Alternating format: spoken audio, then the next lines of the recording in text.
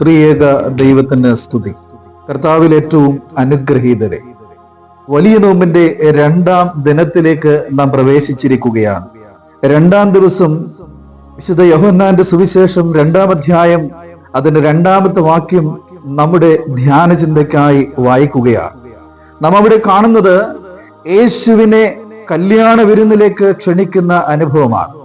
യേശുവിനെ മാത്രമല്ല, യേശുവിന്റെ അമ്മയായ മറിയത്തെയും യേശുവിന്റെ ശിഷ്യന്മാരെയും ഈ കല്യാണ വിരുന്നിലേക്ക് ക്ഷണിക്കുന്ന അനുഭവമാണ് നമുക്കിവിടെ കാണുവാനായിട്ട് സാധിക്കുന്നത്. നമ്മുടെ ജീവിതത്തിലും നാം ദൈവത്തെ ക്ഷണിക്കുകയും കന്യക മറിയാമിനെ ക്ഷണിക്കുകയും തന്റെ ശിഷ്യന്മാരായ അപ്പോസ്തലന്മാരെ നമ്മുടെ കുടുംബത്തിലേക്ക് നാം ക്ഷണിക്കുകയും ചെയ്യുമ്പോൾ അവരുടെ സാന്നിധ്യം നമുക്ക് അനുഗ്രഹത്തിന് കാരണമായി മാറും. ഈ കല്യാണ വിരുന്നിലെ അനുഭവം നാം പഠിക്കുമ്പോൾ മനസ്സിലാക്കുവാൻ സാധിക്കുന്നതും അതുതന്നെയാണ്. ആ കല്യാണ വിരുന്നിൽ ഏറ്റവും ശ്രേഷ്ഠമായ വീഞ്ഞ് കുറഞ്ഞു പോകുന്ന അനുഭവം. വീഞ്ഞില്ലാതെ വിരുന്നെന്ത് എന്ന് ചോദിക്കുന്ന ഒരു അനുഭവമാണ് നമുക്കിവിടെ കാണുവാനായിട്ട് സാധിക്കുന്നത്. ഏറ്റവും ശ്രേഷ്ഠമായ, ഏറ്റവും പ്രധാനപ്പെട്ട ആഹാരം കുറഞ്ഞു പോകുമ്പോൾ കന്യക മറിയാം അമ്മ ആ കുറവിനെ തിരിച്ചറിഞ്ഞുകൊണ്ട് തന്റെ ഓമന മകനെ ആ കുറവ് പരിഹരിക്കുവാനായിട്ട് ക്ഷണിക്കുന്നത് നമുക്ക് കാണുവാനായിട്ട് സാധിക്കുന്നു. നാം നമ്മുടെ ജീവിതത്തിലും പരിശുദ്ധ അമ്മയെ വിളിച്ച് നമ്മോട് ചേർത്ത് നിർത്തി അമ്മയോട് കൂടെ നടക്കുമ്പോൾ നമ്മുടെ കുറവുകളെ തന്റെ ഏകജാതന്റെ തിരുസന്നിധിയിൽ സമർപ്പിച്ച് തന്റെ ഏകജാതന്റെ മധ്യസ്ഥതയിലൂടെ, തന്റെ ഏകജാതന്റെ ഇടപെടലിലൂടെ നമ്മുടെ കുറവുകൾ പരിഹരിക്കപ്പെട്ട് നാം സന്തോഷത്തിന്റെ അനുഭവത്തിൽ നടക്കുവാൻ ഇടയായിത്തീരും. നമ്മുടെ ജീവിതത്തിൽ സന്തോഷത്തിന്റെ അനുഭവം നിലനിർത്തുവാൻ അമ്മയെ നാം ക്ഷണിക്കണം. അമ്മ നമുക്ക് വേണ്ടി മധ്യസ്ഥത അണയ്ക്കും. അമ്മ നമുക്ക് വേണ്ടി പിതാവാം ദൈവത്തോട് പ്രാർത്ഥിക്കും. തന്റെ ഓമനകുമാരനോട് മധ്യസ്ഥത അണയ്ക്കും. അമ്മയുടെ മധ്യസ്ഥത നമുക്ക് കാവലായി മാറണം. അപ്പോസ്തലന്മാരെ നാം നമ്മുടെ കുടുംബങ്ങളിലേക്ക് ക്ഷണിക്കണം.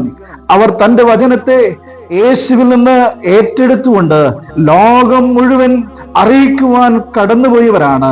അവരുടെ ജീവിതം ക്രിസ്തുവിന് വേണ്ടി സമർപ്പിക്കപ്പെട്ടവരാണ്. ആ സമർപ്പിക്കപ്പെട്ട അപ്പോസ്തലന്മാരുടെ മധ്യസ്ഥതയും നമുക്ക് കാവലായി മാറണം. അവർ നമുക്ക് വേണ്ടി പ്രാർത്ഥിക്കുന്നവരാണ്.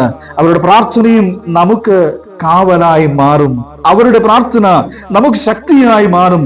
നാം നമ്മിലേക്ക് തന്നെ ചുരുങ്ങുമ്പോൾ നമുക്ക് ശക്തി കുറയുന്ന അനുഭവം ഉണ്ടാകും.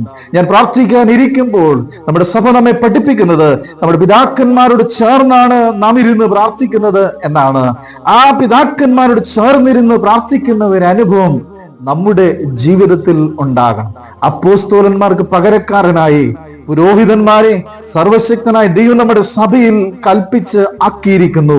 അവരെ വിളിക്കണം നമുക്ക് വേണ്ടി പ്രാർത്ഥിക്കാൻ. അവർ വന്ന് നമുക്ക് വേണ്ടി പ്രാർത്ഥിക്കുമ്പോൾ സ്വർഗത്തിലെ അഗ്നി ഇറങ്ങി വന്ന് നമ്മെ സഹായിക്കുന്ന ഒരു അനുഭവം നമുക്ക് ആസ്വദിക്കുവാനായിട്ട് സാധിക്കും. നാം തന്നെയല്ല യാത്ര ചെയ്യേണ്ടത്. ദൈവത്തോടു കൂടെ യാത്ര ചെയ്യണം. പരിശുദ്ധ അമ്മയോടുകൂടെ യാത്ര ചെയ്യണം. അപ്പോസ്തലന്മാരോട് കൂടെ നമുക്ക് യാത്ര ചെയ്യുവാൻ ഇടയാകണം.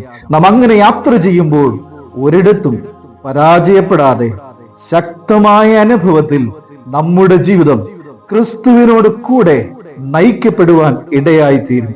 അങ്ങനെയുള്ള നാളുകൾ ദൈവത്തിന്റെ പരിശുദ്ധാത്മാവ് ഈ ദിനങ്ങളിൽ നമുക്ക് നൽകി നമ്മെ അനുഗ്രഹിച്ച് ദൈവകൃപയുടെ നിറവിൽ സമാധാനത്തിന്റെ കുറവില്ലാത്ത അനുഭവങ്ങളിലൂടെ നയിക്കപ്പെടുവാൻ ഇടയാകട്ടെ എന്ന് പ്രാർത്ഥിച്ചുകൊണ്ട് ഞാൻ എന്റെ വാക്കുകളെ ചുരുക്കുന്നു. ദൈവം നമ്മെ അനുഗ്രഹിക്കട്ടെ.